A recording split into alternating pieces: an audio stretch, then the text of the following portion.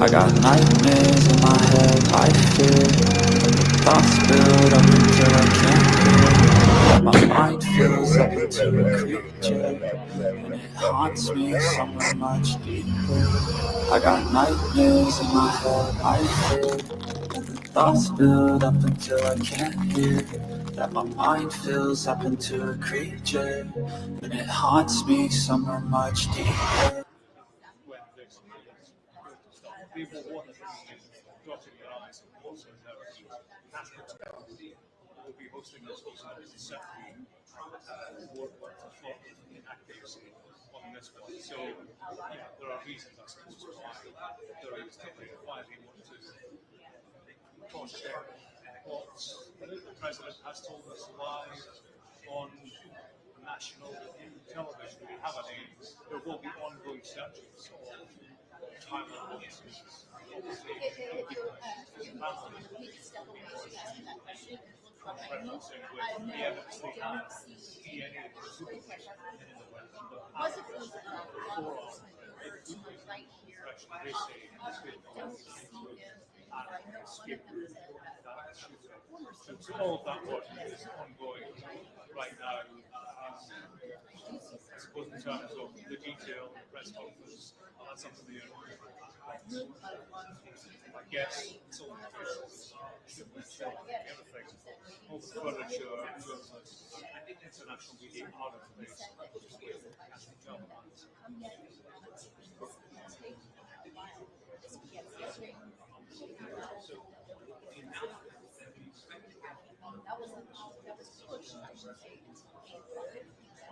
So time is of the essence, but again, we're waiting for them. They want to start.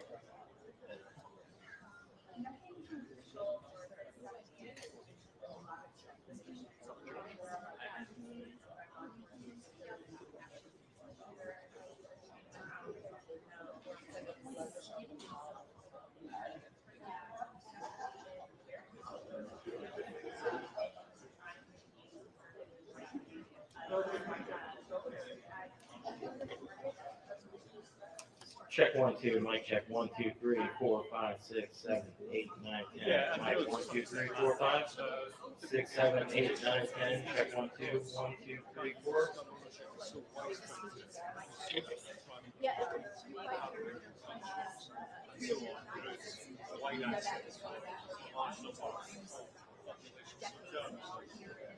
So that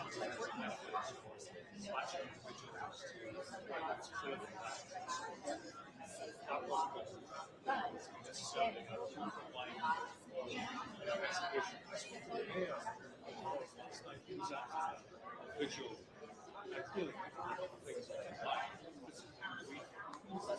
sense of agreement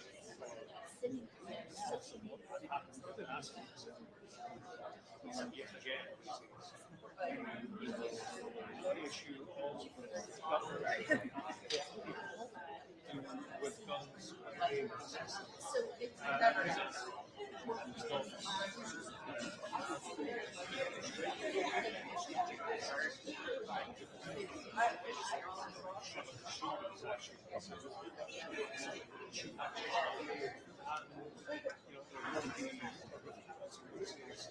now and again, but it's something that we have to accept.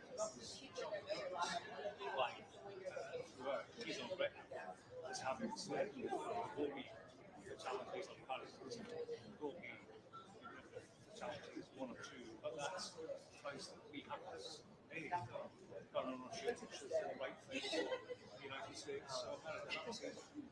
I get a sense that it is a widely held view. One thing that strikes me at this shooting, we have had such in the past few weeks. When they take place, there is an actual debate, I find, across the media about access to guns. It's almost not part of the discussion any longer. It is for us. We have a business regular facilities of gun violence, and yet America turns its head. The notion is suggesting that there should be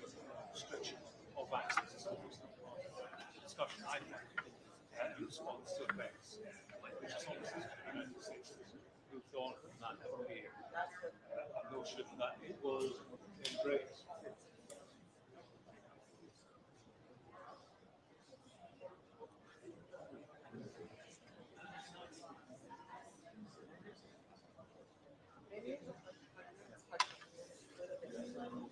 Oh, no, no, no.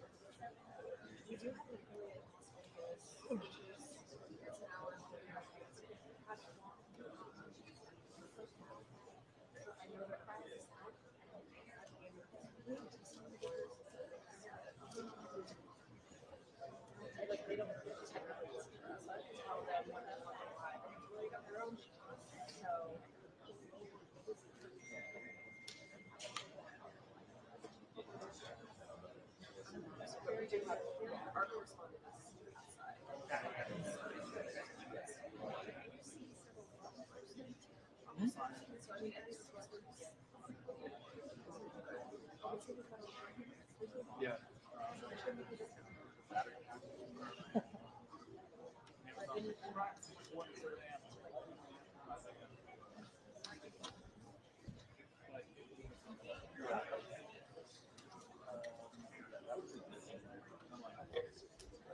Hello, hello, testing, testing. Hi, everyone. We are 4 minutes out from starting the press conference. Thank you. Right, so we just heard right there that we are 4 minutes away from this conference. These are just now starting to have two developments. We're seeing the FBI agency here on the knowledge of the you can see that on their high level officials now. So that was as we yeah, we want to know two other things. Is a suspect in custody? We were able to confirm that from This is the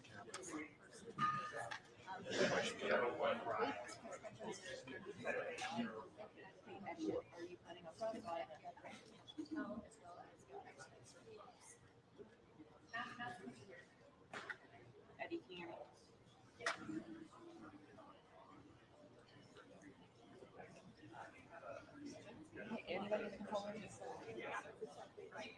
They just asked me to get in the shot, so I'm here, but I don't know which camera they're taking for the actual, because they were having issues with the.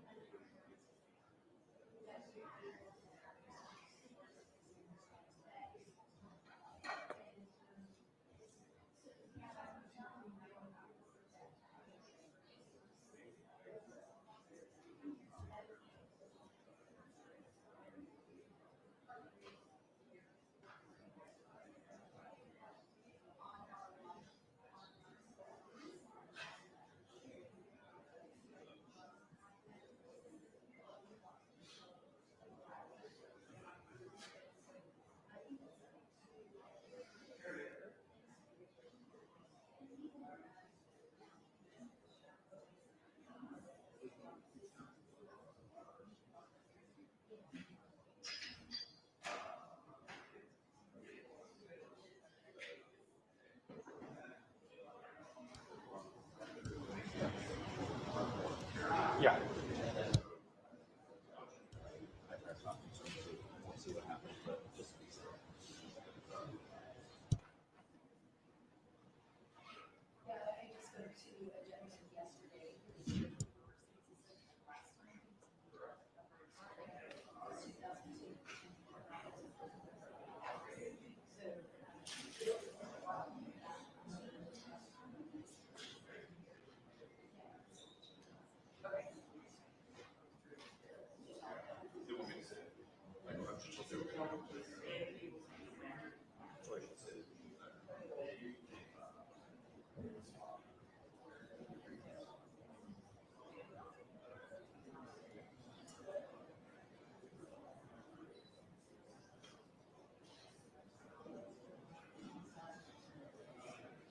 That's right, John. We were given a 4-minute warning 3 minutes ago, so we are expecting any second to see the officials coming in. We are told to expect a similar cast of characters we saw last night. That would be the governor, that would be the Utah Public Safety Commissioner, that would be Cash Patel from the FBI, and the FBI's special agent in charge. John, any second we should see them coming into this room for the press conference. That 4-minute warning has expired, so any second now, John, we should be hearing more information in this case.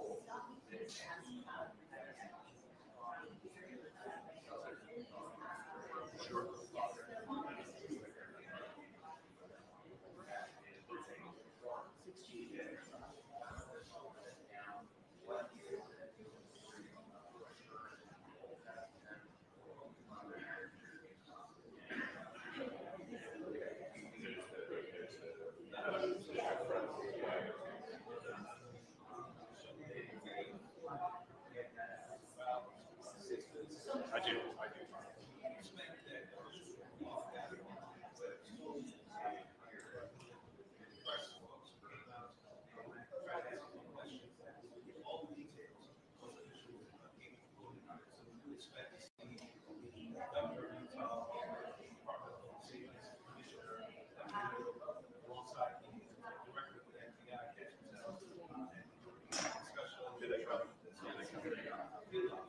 One, two, three, four, five. 1, 2, 3, 4, 5.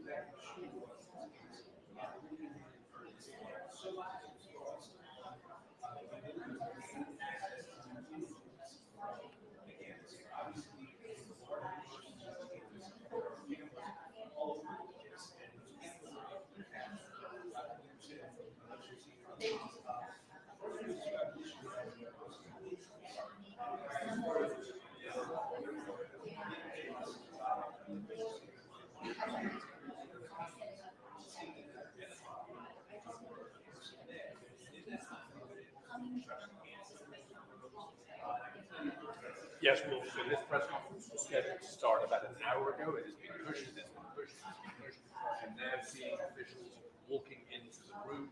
They will be moving to the podium in a second now. I'm trying to see if I can see Captain Bell. And also so far, they are moving towards the podium, and we are going to get this information now. We've been waiting for about an hour. So, yeah, officials moving towards the podium. So, there is Cash Patel, the director of the FBI. So I believe I should get out of the way. Good morning, ladies and gentlemen. At today's press conference, we will hear from Governor Cox, FBI Director Kash Patel, and Sheriff Mike Smith. We also have with us Utah DPS Commissioner Bo Mason, Lieutenant Governor Deidre Henderson, FBI Special Agent in Charge Robert Bowles, and local and federal law enforcement partners. Following the remarks today, Governor Cox, Director Patel, and Commissioner Mason will take questions. Thank you.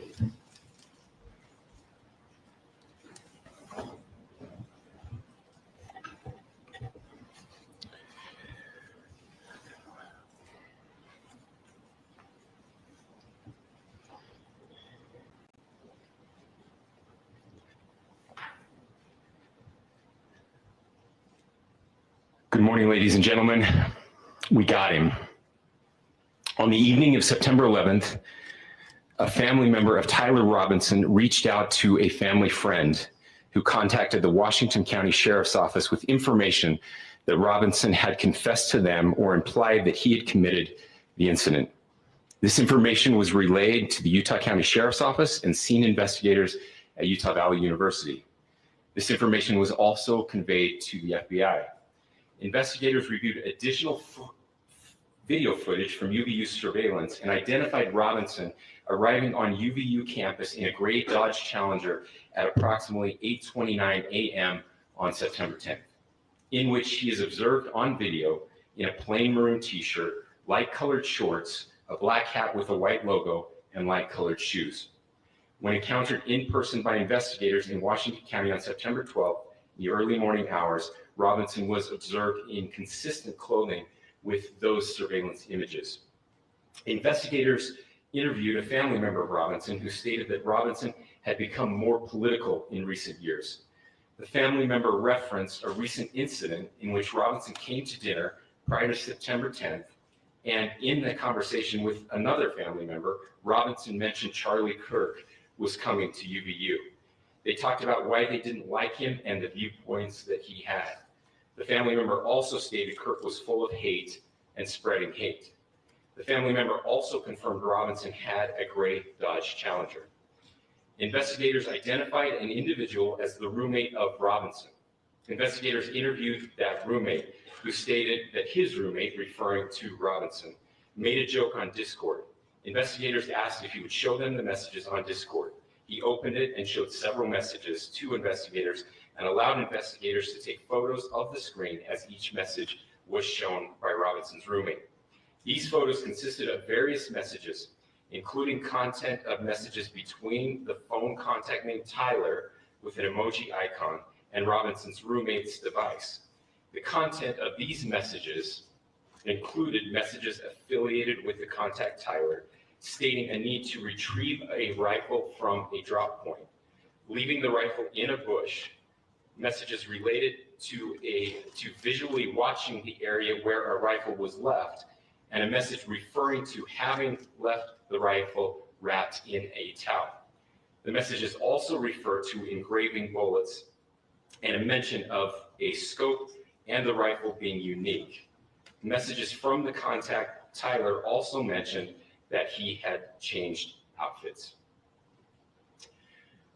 I know there's been speculation as well as to the writing on those casings, those bullet casings, and I believe we have that as well.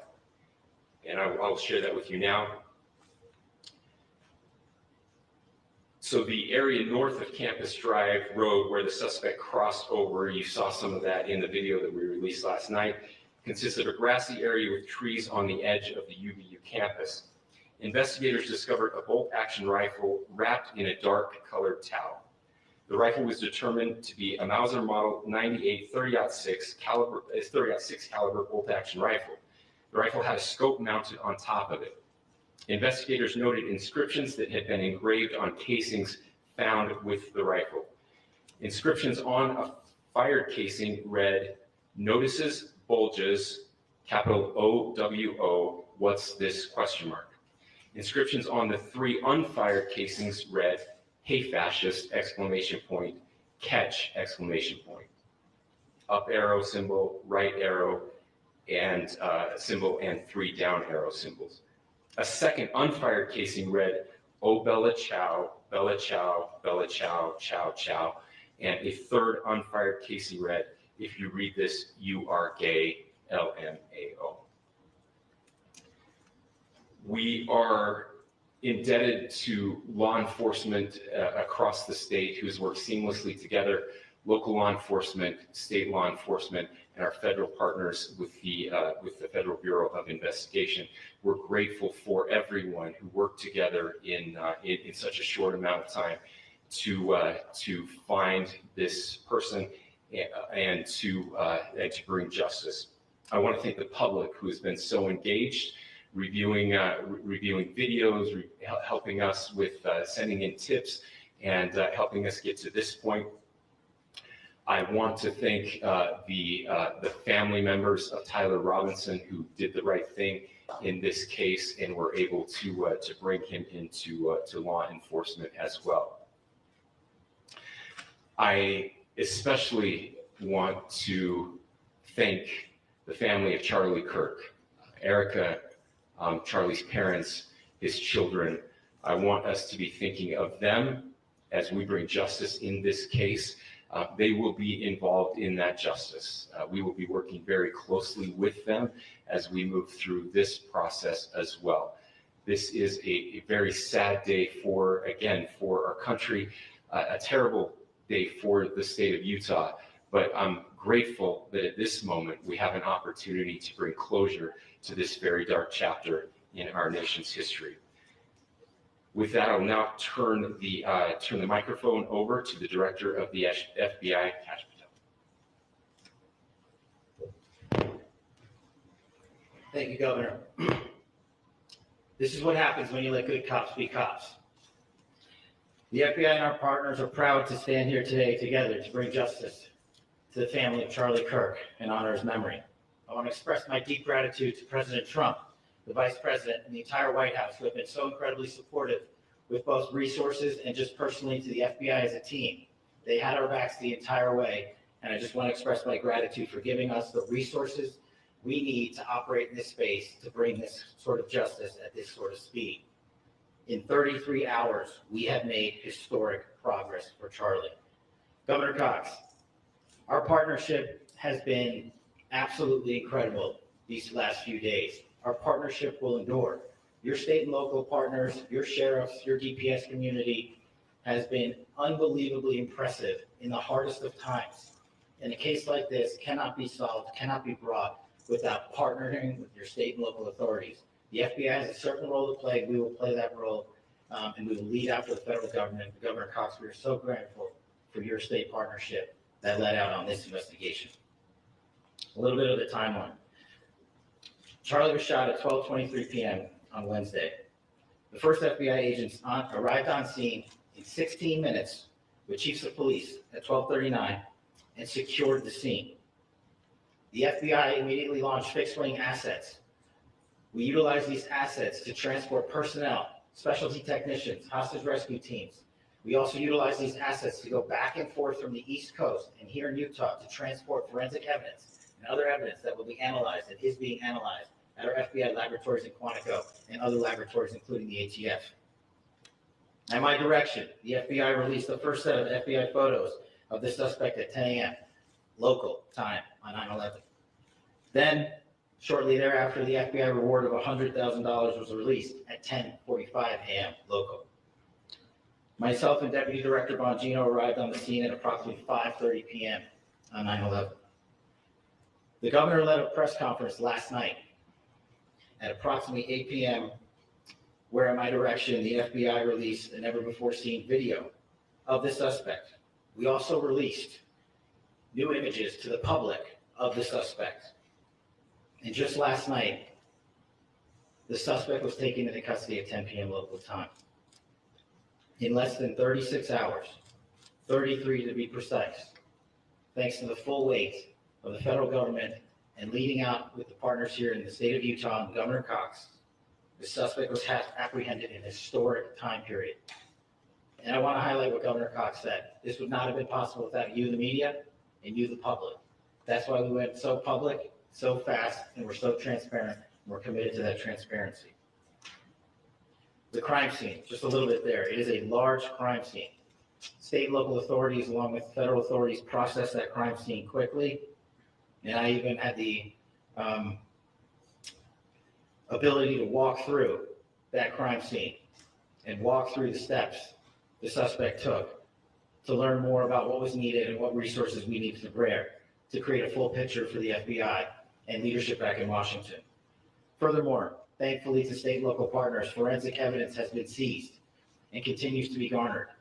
Forensic evidence has already been evaluated at FBI laboratories in Quantico and state and local authorities here. We will continue to process evidence as we see it, as we collect it, and we will continue to deliver to Governor Cox and his team. Last night, we had a total of approximately 7,000 leads. As of this morning, thanks to your great work, we have over 11,000 leads that were called in to the FBI. And we are running out every single lead that we can. Every one of those leads will be run out. The arrest is a testament to the dedication of good law enforcement being great and partnerships in law enforcement, which I've tried to highlight as my tenure as the director of the FBI. There is no better relationship for law enforcement than the FBI to partner with state and local authorities, and you've seen it here in these last few days. The FBI Salt Lake Field Office, along with our offices in LA, Phoenix, Denver, San Antonio, Las Vegas, Pittsburgh, Buffalo, our headquarters component in Quantico, all participate in the FBI. I want to express my deep gratitude to the employees of the FBI, the men and women, the evidence response team tacticians, the special operators, the agents, the support staff. You have done monumental work in historic time when the public, who had a right to demand such an expeditious solving of an investigation, the FBI answered that call diligently, critically important to our nation, and we delivered. And I'm proud to be their leader, and I'm proud to be the director of the FBI. This is a very much an ongoing investigation, as the governor said, and we will continue to work with state and local authorities to develop the investigation, to provide them the evidence they need for their ongoing prosecutions. And we will be here to answer every call they absolutely have, as long as it takes, for as long as we need to find and apprehend whatever suspects were involved in this crime. Lastly, to my friend Charlie Kirk, rest now, brother. We have the watch, and I'll see you in Valhalla.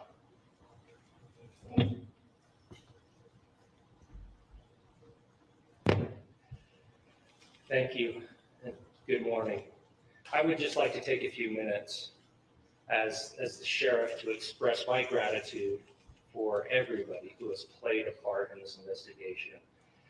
As you know, it's been a vast, complicated, and a very, very fast-paced investigation. You're looking at people standing up here who are running on, if they got an hour's sleep in the last couple of days, they're probably lucky. It has been very taxing. It has been so impressive speaking on behalf of the local law enforcement to see the cooperation that we've seen in this type of case. Across the state, sheriffs, chiefs, our state partners have stepped up and have come to the call on anything that we needed. Our county chiefs have been phenomenal.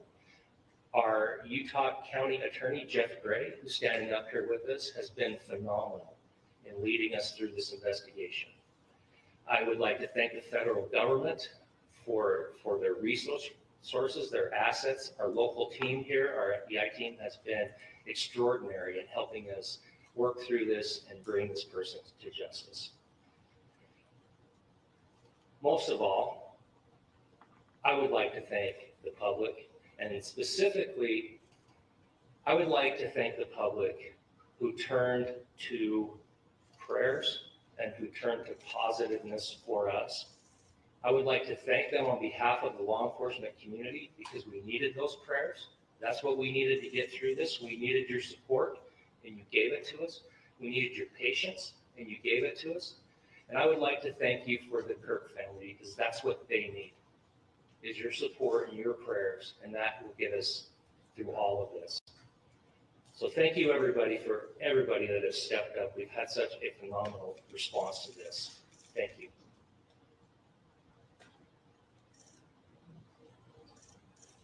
I also want to give a special thanks to the Attorney General and the Department of Justice. Their unwavering support and their commitment to justice is shown true here. And without AG Bondi and Deputy Attorney General Todd Blanche and the resources they brought to bear, we would not have been able to complete our mission.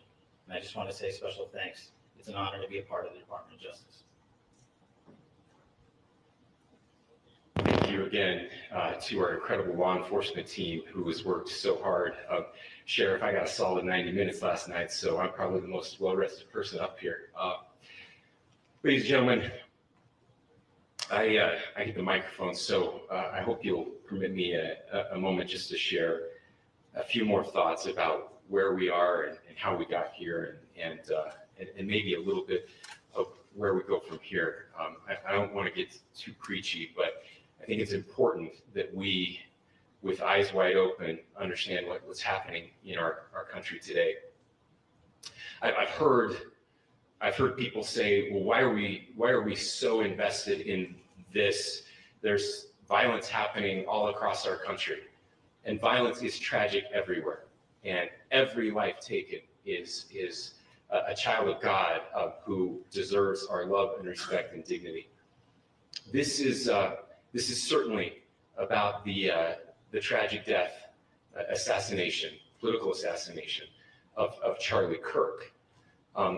But it is also much bigger than an attack on an individual. It is an attack on all of us It is an attack on the American experiment. It is an attack on our ideals. This cuts to the very foundation of who we are, of who we have been, and who we could be in better times.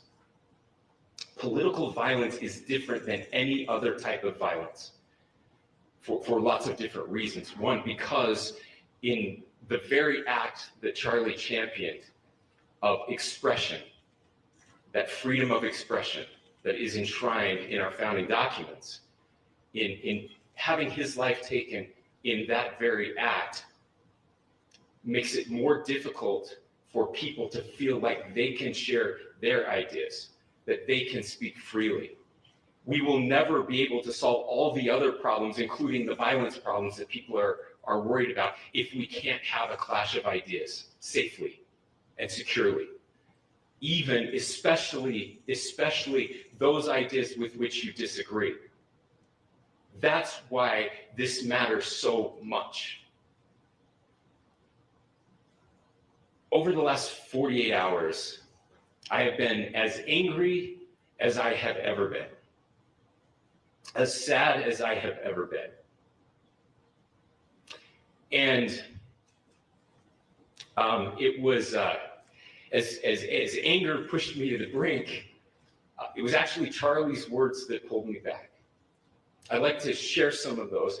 And specifically right now, if I could, I need to talk to the young people in our state, in my state, and all across the country. As President Trump reminded me, he said, you know who really loved Charlie? The youths. He's right. Young people loved Charlie, and young people hated Charlie. And Charlie went into those places anyway. And these are the words that have helped me. Charlie said, when people stop talking, that's when you get violence. He said, the weak can never forgive. Forgiveness is the attribute of the strong. The only way out of the labyrinth of suffering is to forgive. Welcome without judgment, love without condition, forgive without limit. He said, always forgive your enemies. Nothing annoys them so much. A few months ago, I referenced this last night, Charlie posted to social media, when things are moving very fast and people are losing their minds, it's important to stay grounded. Turn off your phone, read scripture, spend time with friends, and remember, internet fury is not real life. It's going to be okay. He again said, when you stop having a human connection with someone you disagree with, it becomes a lot easier to commit violence. He said, what we as a culture have to get back to is being able to have a reasonable agreement, where violence is not an option. Now, again, to my young friends out there, you are inheriting a country where politics feels like rage. It feels like rage is the only option. But through those words, we have a reminder that we can choose a different path. Your generation has an opportunity to build a culture that is very different than what we are suffering through right now. Not by pretending differences don't matter, but by embracing our differences and having those hard conversations. I think we need more moral clarity right now. I hear all the time that words are violence. Words are not violence. Violence is violence. And there is one person responsible for what happened here. And that person is now in custody and will be charged soon and will be held accountable. And yet, all of us have an opportunity right now to do something different. I want to thank my fellow Utahns. This bad stuff happens.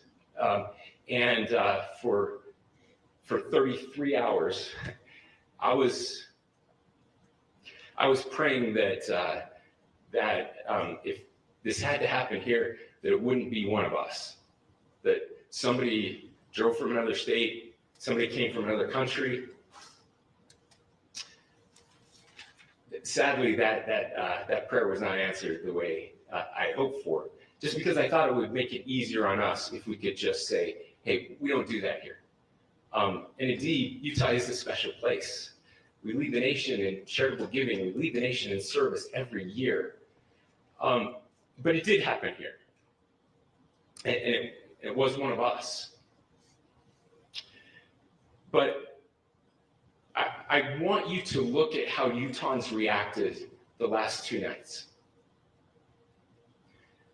There was no rioting. There was no looting.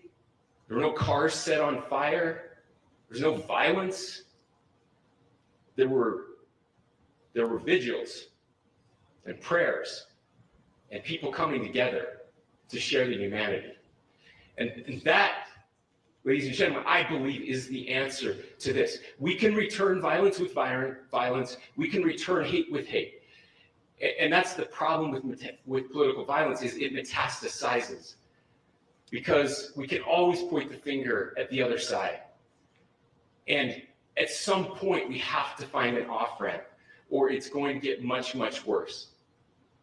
But see, these are choices that we can make. History will dictate if this is a turning point for our country. But every single one of us gets to choose right now if this is a turning point for us. We get to make decisions. We have our agency. And I desperately call on every American, Republican, Democrat, liberal, progressive, conservative, MAGA, all of us to please, please, please follow what Charlie taught me. I'll just conclude with words I share often from a friend and author Yuval Levin, who was asked if he was optimistic about our country. And he said, I'm not optimistic. He said, I hate optimism. God, that sounds bad. But he said, optimism is a vice. It's this idea that good things are just going to happen. He said, in the history of the world, good things have never just happened. He says, I'm not optimistic, but I am hopeful. And hope is the virtue that sits between the vices of optimism and pessimism. Hope is the idea that good things are going to happen because we can make them so. I still believe in our country. And I know Charlie Kirk believed in our country. I still believe that there is more good among us than evil. And I still believe that we can change the course of history. I'm hopeful because Americans can make it so. Ladies and gentlemen, we're happy to answer any questions you have. Governor, can you please speak to whether the suspect is speaking with authorities and his demeanor, Tyler Robinson, when he turned himself in? I cannot speak to that. Governor, how do you interpret this motivation? Governor, how do you interpret the engravings on the case of Well, I will leave that up to you to interpret what those engravings mean. I think the clearest one that says "catch fascist," there's not, and by the way, that's like catch like a ball, catch this. I think that speaks for itself. Governor, you talked about this level of hatred that this person expressed at a dinner. Beyond that, is there anything in your view that you've discovered that may have radicalized or changed him to prompt him to commit such a horrific act? There's nothing more that we can share at this time. Governor, you indicated that he had been communicating with a friend on Discord about the gun. Do you anticipate any more arrests? We do not at this time have any information that would lead to any additional arrests. Do you believe he acted alone? Yes, but the investigation is ongoing. Can you talk more about the family, what they had to say about the suspect? How he came into custody of police and where he is right now, Mr. Robinson? Yes, so right now, Mr. Robinson has been booked into the Utah County Jail. You heard the president this morning report that he was taken into custody, that his family and a friend helped to deliver him into custody of law enforcement in Washington County. Those of you that don't know where Washington County is, it is the southernmost, southwesternmost part of the state of Utah. It's about a 3.5 to 4 hour drive from here, where we are right now, and that's where he lived and where they turned him. Is that more about what the family is saying about I can't share any more than what I've already shared. Is he talking Governor, about do you have authorities details showing? on how he got back to Washington County and how the gun was obtained? So how we obtained the gun? The gun was found. How the was found. shooter obtained the gun and how the shooter then was able to get back to Washington. So I don't have much more details on that. We do know that he drove. We had his car here on campus, and then we had his car going south back to the St. George. It's actually the city of Washington in Washington County. Is he talking with authorities and did he discuss a motive? I'm sorry. Did the suspect plan to carry out any other attacks? We don't have any information that Are you going to released. be releasing the mugshot? Yes, in fact, it was just released. Is he Yes. talking with authorities and did he discuss a motive? I can't answer that right now. Can you clarify? You've Okay. spoken very eloquently about trying to reunite this country. Do you feel that this is a watershed in American history? I absolutely believe that this is a watershed in American history, yes. The question is what kind of watershed?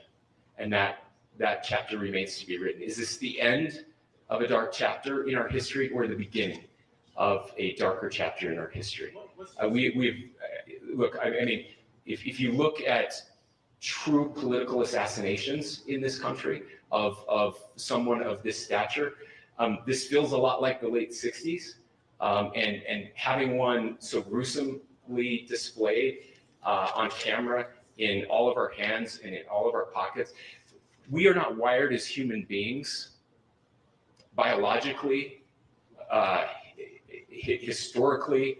We have not evolved in a way that we are capable of processing those types of violent imagery. And by the way, we've seen another one with a gruesome stabbing very recently that went viral. This is not good for us. It is not good to consume. Social media is a cancer on our society right now. And I would encourage people to log off, turn off, touch grass, hug a family member, go out and do good in your community. That is happening, and it's happening organically right now. I had a friend in a small city in Utah who said, we're getting together, the Republicans and Democrats in my little town are getting together to have a discussion tonight, last night, just to find a way to find their better angels. So yes, this could be, I mean, again, you have to go back to JFK to have seen a video live of something like this happening. I wasn't born until 1975, but I know that things were really dark in the late 60s. Sorry to some of you. I know some of you were there. This is our moment. Do we escalate or do we find an off-ramp? And again, it's a choice. It's a choice, and every one of us gets to make that choice. Two more questions right here. Could we clarify that the release of those enhanced images at 8 p.m., the timeline that Director Patel gave us, led to the arrest at 10 p.m.? Is there a direct connection between those two events? I cannot comment if there is a direct connection or not, but all I can say is that that through some process, the family came to know that this had happened. One more thing, Governor, could you just clarify the clothing issue you mentioned earlier? Was he changing outfits? Correct. Could you just clarify this? Yes. So when he's first spotted on campus, he has different clothing on, and then he changes clothing on the roof, and then changed back into that clothing at some point, so that when he was apprehended, when he was arrested, the clothing matched the clothing he had on before the shooting here at UVU. Last question here. You said that the suspect was from Utah. Can you kind of tell us a little bit more about where, and was he a student here at this university, and is there any history of mental illness? Yeah. So I don't have any information on the mental illness part. He was not a student here at UVU.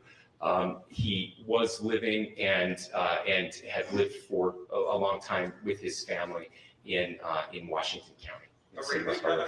Thank you, everyone, for your great work in getting this information out. I would just say, process-wise, this may be important. I know many of you aren't familiar with the process in Utah.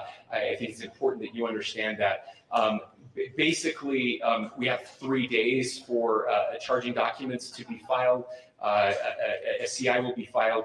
We'll have more information then, more detailed information as those charging documents are filed in preparation for a preliminary hearing. So 3 days. So, we would anticipate then that early next week, those charging documents will be filed. We will obviously be working, the county attorney will be working very closely with Mr. Kirk's family as those documents and decisions are prepared and made. Thanks, everyone.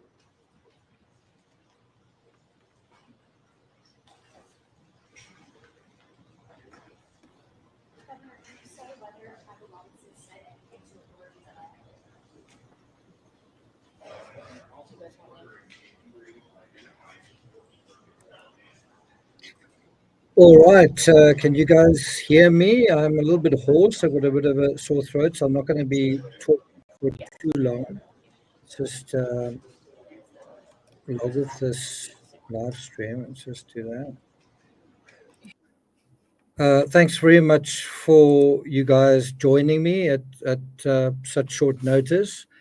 Like this has been quite a scary moment, even from far away, just observing what has been going on. Are you guys able to hear me? I'm got a little bit of a new setup here, so I'm not sure if you can. Just let me know if you can, Chelsea.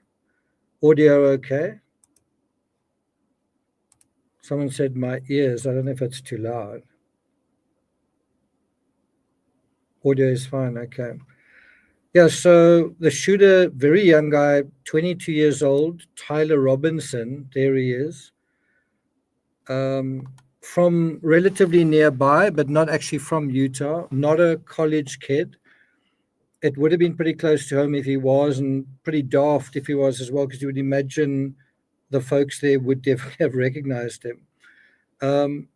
I was actually making a video while the news broke that he'd been captured, and actually in the video I was saying, due to all of this footage, surveillance footage, surely someone close to him is going to turn him in, just because it's so clear. And then that's literally what happened. That news literally came out as I was sort of doing that analysis. So it's pretty incredible. I'm not going to be on for much longer. My voice simply can't take it. But let's have a look at some of your comments.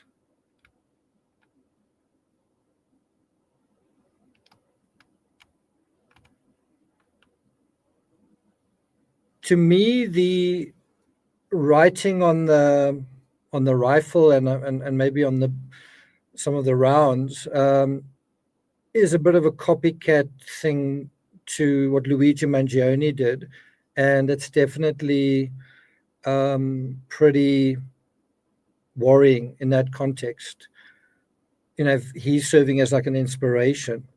I made a comment to someone saying that serial killers are basically becoming extinct because of surveillance, and as a result, you don't get serial killing really anymore.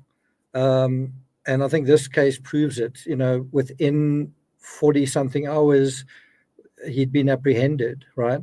Not entirely due to police work, but still the surveillance played a massive role in it.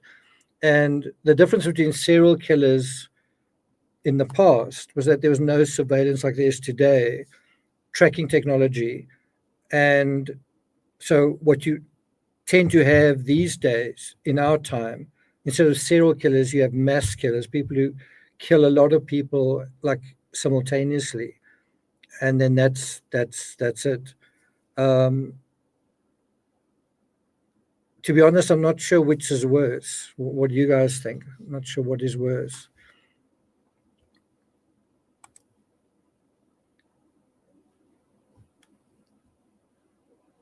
By the way, the statistics prove that. I did put a tweet on X, or a post on X, just showing that something like 50 years ago, there were 300 active serial killer cases, and as recently as 10, 15 years ago, there were only, I think, 50, something like that. And I think currently it must be single figures, like very, very few out there.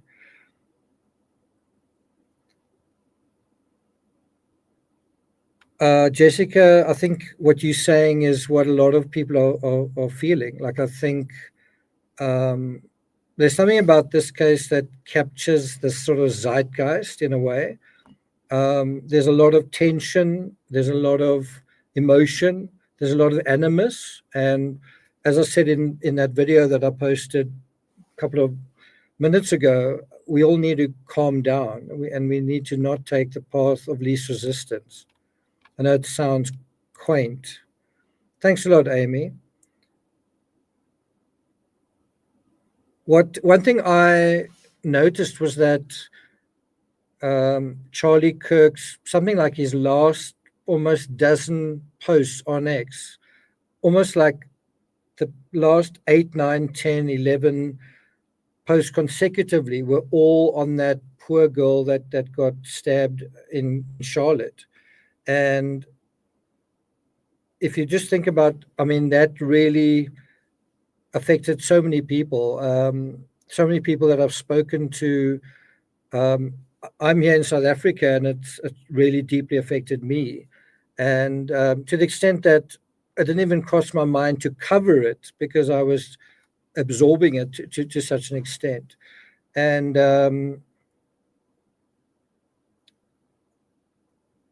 it obviously also very much affected Charlie Kirk as well, but I think didn't it affect everybody?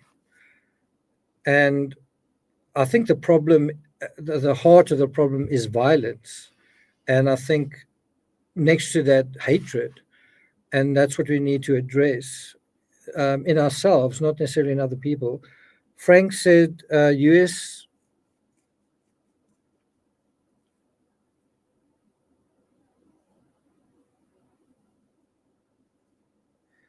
Yeah, my position is really that I don't particularly want to point finger, because that's what everyone seems to be doing. I don't particularly want to be pointing fingers at that person's to blame, that person's at fault, that's wrong, whatever. I kind of want to, although I'm not even American, I would prefer that we turn our attentions to ourselves and say, because that's what you've got control over, yourself. You don't have control over somebody else. And you shouldn't try to exert control over somebody else. And so to me, the solution to all of this is, how can I be better? What can I do to improve my society, my world, my town, my neighborhood, my community? Like, what can I do? What can I be? That's my position. It's really not pointing the finger and blaming and accusing, because actually, as soon as you do that, you give away all your power, and there's nothing you can really do about it. I think the better way is to turn it inward and say, how can I be better? How can I be a better listener? How can I be, if I don't agree, someone who deals with that better, which is definitely easier said than done, right? But how can I kind of be part of the solution? Anyway, Frank, thanks for your comment and your contribution there. I think this has already been an hour live stream, and I'm feeling a cough building up. I really had a bit of a cold for the past week, so I'm not going to stay on for much longer.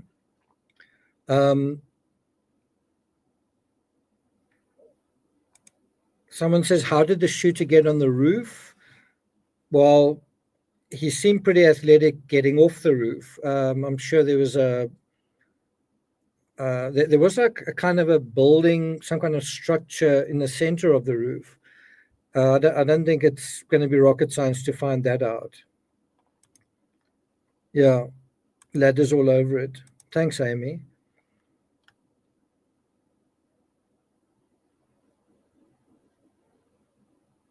Wow, that's interesting. that was something else I mentioned in the video, is that the rifle it was going to be a big indicator, not just to investigators, but to family members who this was, because more than likely a family member could be like, wow, that's, my son's got a rifle like that, or my brother's got a rifle like that, or my nephew's got a rifle like that, and my nephew has said these things about that person. And it is interesting that in the end, the community actually brought about the outcome in this case, the community being the family of the shooter, which in a way is a silver lining in a way to a bit of a dark episode.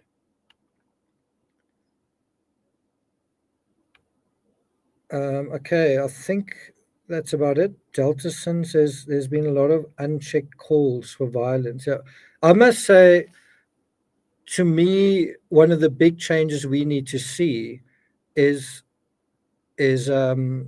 boundaries and a kind of censorship on social media. Do you guys remember a time where you couldn't put very violent things on social media? I mean, YouTube certainly still has that in place. And I'm aware of that. I remember I once posted details about a mass knifing, I think, on a subway, and the images were all available like in mainstream media, and I basically got into trouble for that. I think YouTube thought I was trying to encourage that or something, and I was simply reporting on it. But so that made me very careful to think about what I was doing. But like, where on earth do you see somebody dying, like a death that's recorded on video and then it's posted onto social media? Like, in the last couple of days, we've seen that, and that's not something we should see. And although I work in true crime, and I've actually seen quite a lot of autopsy footage, lots of autopsy footage that I would never want to post on YouTube, and would never post onto YouTube, and would never want to either, because you don't want to have those images in your mind. I promise you. Like, if you think about that stabbing on the subway, just how traumatizing just the thought of that is. That's in your mind. Do you really want that sort of thing in your mind? And obviously, as an investigator, some of the cases I've covered, I've had to deal with some of that sort of footage. But you can certainly see how it's in the public interest that certain people who need to investigate this stuff be aware of it. But it's not really for public consumption, because it's not in the public interest, right? You're going to be creating a lot of very anxious, disturbed, unhappy, fearful people, right? As Amy says, the images haunt me. Yeah. So I feel like, especially X needs to be curtailed in terms of what content you can put on there, because I'm not even going to say it's a recipe for disaster. It really is. Okay.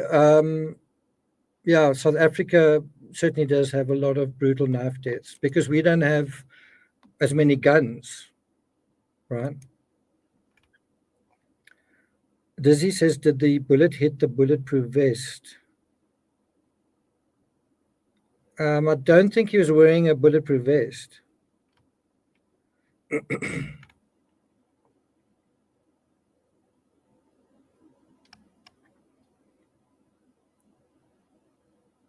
Yeah, that's true.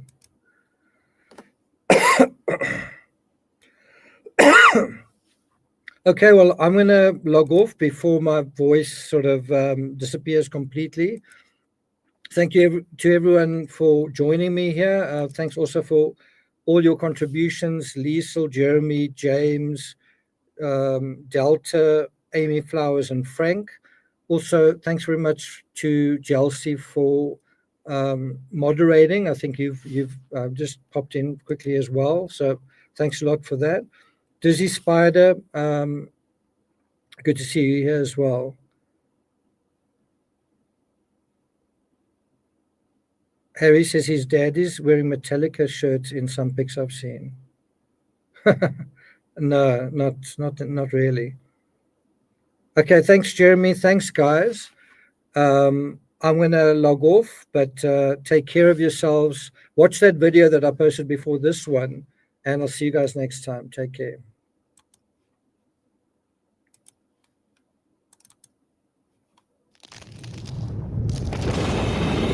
Let's try that again.